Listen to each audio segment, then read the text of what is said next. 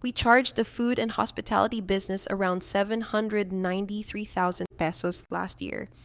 And I want to tell you what that actually bought.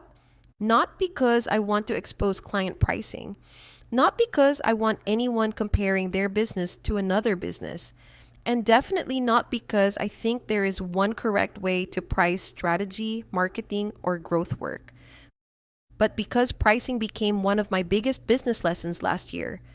And now that most of our clients are up for renewal this June, I've been looking back at the containers we accepted, the work we delivered, and what those numbers actually taught me. And the lesson was not charge your worth. Honestly, I think that phrase is too vague. It sounds empowering, but when you are actually the one writing the proposal, managing the client, paying the team, buying the tools, absorbing the pressure, and trying to make sure the work actually performs, charge your worth does not really tell you what to do. The real lesson was this: pricing is a container. And if the container is too small, the result has nowhere to breathe.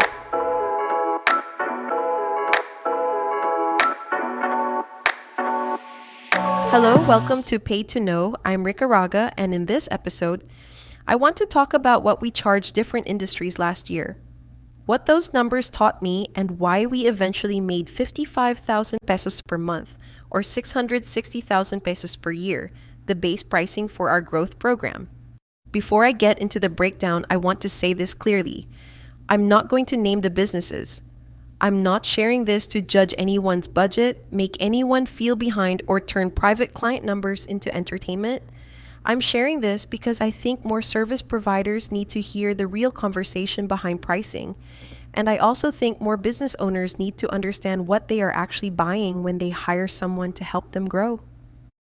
Because from the outside, people think pricing is just a number. They ask, how much do you charge? But when you are the one delivering the work, that question becomes deeper. How much strategy can this price hold? How much execution can this price support? How much team capacity does this require? How much follow-up, back-end setup, reporting, content direction, search visibility, performance review, and emotional labor can realistically fit inside this container? That is the part people don't always see. Last year, I tried to make smaller budgets work. I really did.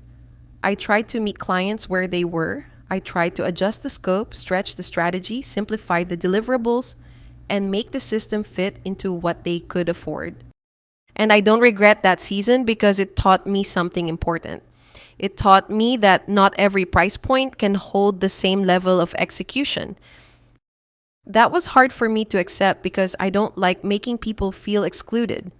I understand what it feels like to be a business owner with ambition bigger than your current budget. I understand wanting the full strategy, the full system, the full transformation, but not having the full budget yet. So for a season, I kept trying to make it work. But eventually, I had to admit something. A smaller price does not make the same system more affordable. It makes the system smaller, and if the system is smaller, the expectation has to be smaller too. So let's talk about the first number. We had a food and hospitality account rated at around 793,000 pesos per year. This was not just a social media account. It involved ads, content, visibility, and growth infrastructure support. And this account taught me the difference between attention and infrastructure. In food and hospitality, people often think the win is getting more people to see the brand, more reach, more videos, more people saying, "Oh my God, I want to try that." More posts that make people hungry. And yes, attention matters. Discovery matters. Memory matters. But attention is only the first layer. The real question is, what happens after people notice you? Can they find you when they search? Can they trust you from what they see online? Can they understand what makes you different? Can they book, reserve, visit, inquire, or come back? Can the business turn discovery into actual movement? That is where growth infrastructure matters. Because content can make someone curious, but the system is what helps the business convert that curiosity into foot traffic, inquiries, reservations, repeat visits, and sales. So, when I look at that 793,000 pesos yearly container, I don't see it as almost 800,000 pesos for marketing. I see it as the cost of making a hospitality brand more findable, more trusted, and more supported across multiple channels. And do I think that price was fair? At the time, yes. But looking back, I also think it should have been structured more clearly as one growth program instead of being split into separate pieces like ads, social, and systems. Because when the work is split too much, clients sometimes see separate services. They think this is for ads, this is for content, this is for backend. But the real value is in the whole machine. The work performs better when the strategy, the content, the search visibility, the follow up, and the reporting are not treated like separate islands. That was one lesson. The second account was in the wellness and aesthetic space. This one was rated at around 744,000 pesos per year. And this account taught me that paid attention without backend infrastructure can become expensive leakage. This industry is very interesting because people assume beauty and wellness brands need prettier content. And yes, visuals matter. Of course they do. The brand has to feel premium. The content has to feel safe. The page has to build trust. No one is booking a treatment from a brand that feels careless online. But the deeper issue is usually not that the content is ugly.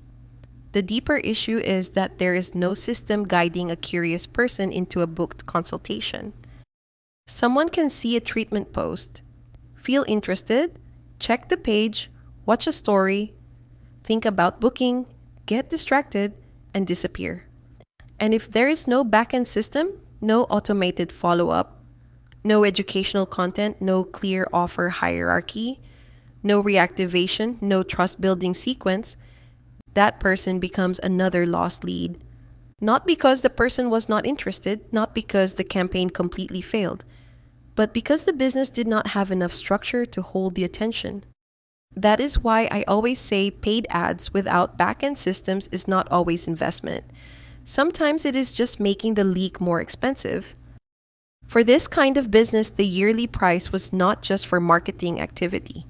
It was for building a conversion environment, a place where attention does not just land and disappear, a place where leads can be held, nurtured, educated, reminded, and guided. That is a very different kind of work from "can you make us content?"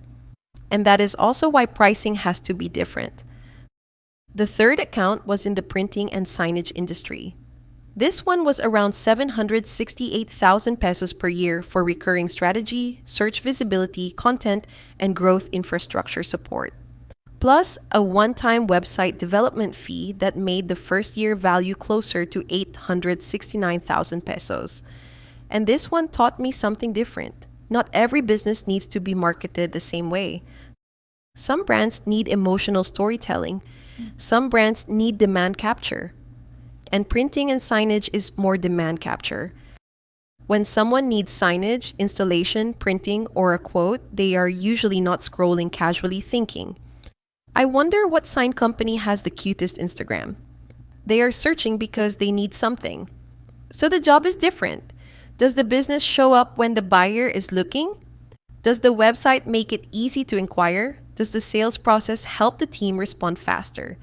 Does the content build enough credibility that a decision maker feels safe choosing them? Does the brand look like a supplier, or does it look like the obvious choice? That account reminded me why I don't believe in one-size-fits-all marketing packages. Because different industries have different buyer behavior. A restaurant may need memory, craving, social proof, and local discovery. An aesthetics clinic may need trust, education, follow-up, and emotional safety. A signage company may need search visibility, quoting speed, authority, and demand capture. Same umbrella, growth infrastructure. Different machines underneath. And that is why price cannot just be based on tasks. It has to be based on what the outcome requires. Now here is where the emotional part comes in. For smaller accounts, lighter containers, back-end support, focused retainers, those matter too. Not every business is ready for the full growth program. Some businesses only need back-end support. Some need help organizing inquiries. Some need automated follow-up. Some need a basic system to stop losing leads in the inbox. Some need a focused support offer before they are ready for a full growth container. That is valid. But what became a problem for me was when I priced from guilt, when I priced from fear, when I priced from wanting to be chosen, when I priced from wanting to be liked, when I priced from wanting to prove that I could help everyone. That is where underpricing becomes dangerous. Because underpricing does not just affect your profit, it affects your strategy, it affects your energy, it affects your team, it affects the client experience, it affects the quality of the result, and eventually it affects your confidence. Because you start wondering why you are so tired, why the project feels heavier than the invoice, why the client keeps expecting more, why the team is stretched, why the work does not feel as clean as you wanted it to feel, why something that should have been exciting now feels like pressure sitting on your chest. But sometimes the problem is not the client. Sometimes the problem is that you priced the work for approval instead of pricing it for delivery. That was the lesson I had to learn. I had to stop asking only, can they afford this? And I had to start asking, can the result afford to be cheaper? Because sometimes the answer is no. If a business needs full growth infrastructure, pricing it too low does not make you kind. It makes the work fragile. It forces shortcuts. It creates unrealistic expectations. It puts pressure on the team. And eventually it makes the client wonder why the result is not as strong as the promise. I don't want that anymore. I don't want to sell a version of the work that is easier to say yes to, but harder to make successful. Because that is not fair to the client either. It may feel nice at the beginning because everyone is happy that the price got lower. But later, when the strategy needs more time, when the system needs more support, when the content needs more direction, when the lead handling needs more structure, that discount starts showing up somewhere. It shows up in the quality, it shows up in the timeline, it shows up in the pressure, it shows up in the result. And that is why we eventually made 55,000 pesos per month, our base pricing for the growth program. Annually, that starts at 660,000 pesos per year. That number feels more honest to me now, not because I woke up one day and decided, I want to be expensive. No, it is because after seeing last year's numbers, the delivery, the team load, the tools, the back end, and the actual work required to create results, I realized anything below that started compromising the quality of the system. At 55,000 pesos per month, we are not trying to squeeze a full strategy into a tiny container.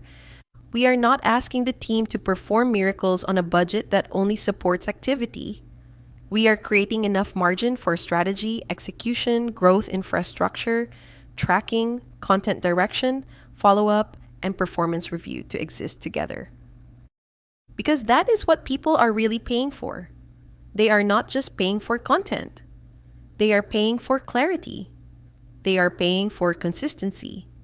They are paying for infrastructure. They are paying for someone to look at the business and say, this is where the attention is leaking. This is where the offer is unclear. This is where the lead is getting lost. This is where the follow-up is too manual. This is where the business is relying too much on the founder. That is the value. And I think this is where the conversation around affordability in the Philippines needs to mature. Because sometimes when you price properly, people immediately think you are being expensive. But proper pricing is not always about luxury. Sometimes proper pricing is about responsibility. It is responsible to price in a way that allows the work to be done well. It is responsible to price in a way that allows the team to be paid. It is responsible to price in a way that gives the client the actual result instead of a watered-down version of it. And it is responsible to say, this is not the right container for what you are expecting. That sentence used to scare me. Now it gives me peace, because I would rather tell the truth at the proposal stage than apologize for a weak result later. So yes, the growth program now starts at 55,000 pesos per month. That is the floor for serious growth infrastructure work.